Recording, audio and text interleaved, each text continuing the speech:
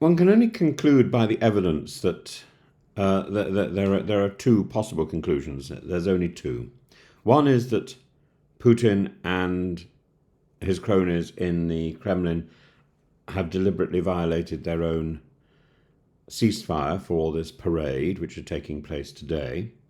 And the second possibility is that there are too many of these aggressive groups weaned and spawned by this illegal war, groups like the Wagner Group and groups like Russia, or the Russian community, that are simply bristling with hostility.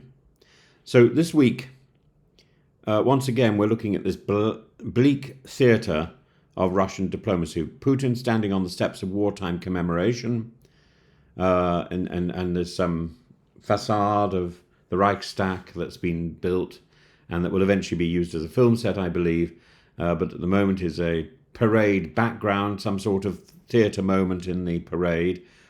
And he's announced this 3-day unilateral ceasefire from May the 8th to May the 11th, ostensibly to mark the 80th anniversary of victory in Europe, the winning of what Russia calls the Patriotic War.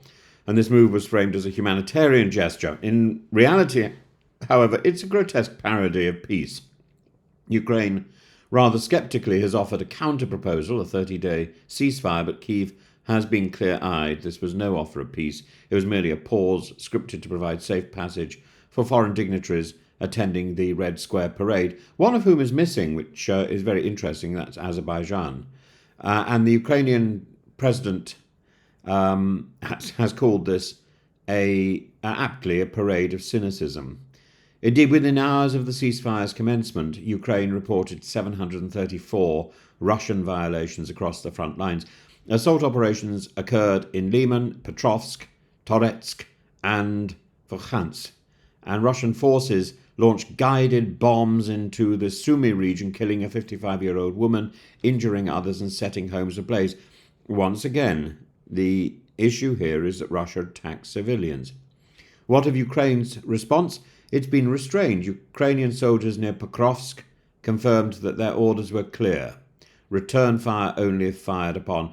This was no descent into reciprocal sabotage. It was evidence of discipline under pressure and a reluctant engagement with a war that continues to be waged on their soil, often in bad faith. And that brings us to the heart of today's discussion.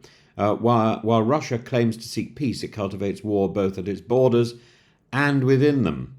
So this is where organizations like the Russian community, not a church group, not a neighborhood society, but an ultra-nationalist paramilitary network, rapidly becoming one of Russia's most visible and dangerous movements.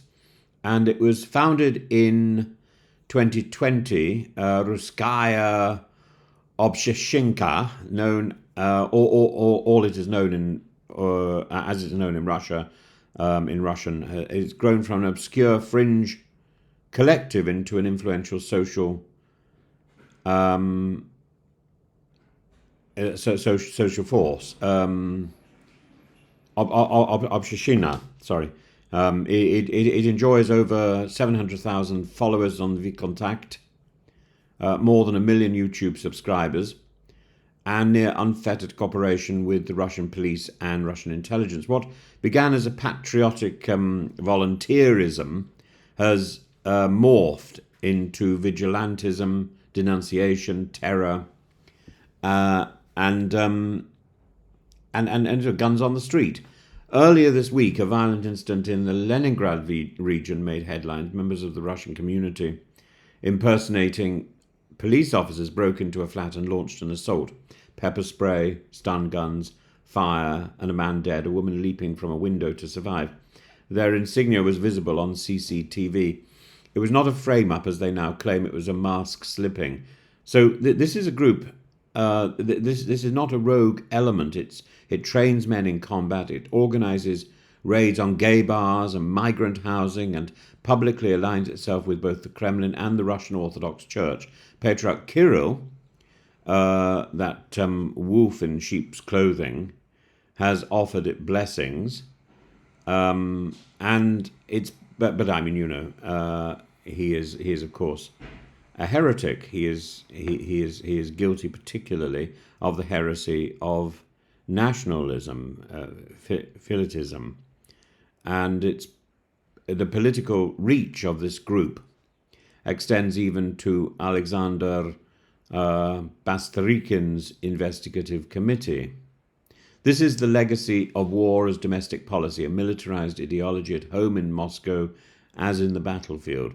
The irony could not be more bitter when Putin speaks of defeating Nazism in Ukraine. His own backyard has spawned exactly the jackboots in black uniform, armed with doctrine and social media algorithms. They hunt migrants, they accuse artists of blasphemy, they punish business owners for speaking out of turn. This is not the cleansing fire of patriotism. This is the smouldering stench of a society sliding into fascist mimicry. And it matters beyond Russia's border, because this ceasefire is not only about operational tactics, it's about international optics. Putin wants to project Russia as a rational actor, open to compromise, but his own soldiers ignore the Kremlin's orders. Its bombs fall during supposed lulls. Its media speaks of peace while its drones strike Sumy and Zaporizhia. To quote the Ukrainian Foreign Minister Andrei Sybiha, predictably, Putin's parade ceasefire proves to be a farce, and a dangerous one at that. Even as international leaders like President Xi and Lula da Silva attend the May 9th festivities, Russia launches glide bombs and cruise missiles. Even as it accuses Ukraine of escalation, it builds networks of domestic militia. Even as it claims to honour the memory of defeating Nazism, it plays host to a group that parades xenophobia and violence in the name of racial purity. So what are we witnessing? This ceasefire is not peace. It's not even a pause. It's a performance, a televised deception. But beneath the stage lights of Moscow's parade lies a darker truth. The Russian state is not preparing for reconciliation. It is preparing for perpetual mobilization, and its citizens are no longer merely soldiers at the front. They are being reprogrammed into enforcers at home. War has been normalized, internalized, and perhaps most chillingly celebrated across Russia. So one should be vigilant. One should be vigilant because the majority of Russians are not in favor of this war.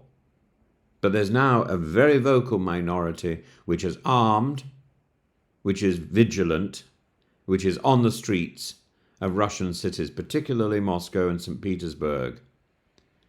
The war in Ukraine is not only being fought with tanks and drones, it's also being fought in apartment buildings, in gay bars, in the minds of a generation taught to see violence as virtue. Zelensky put it best: evil must be fought resolutely with force. And part of that battle is refusing to mistake propaganda for peace.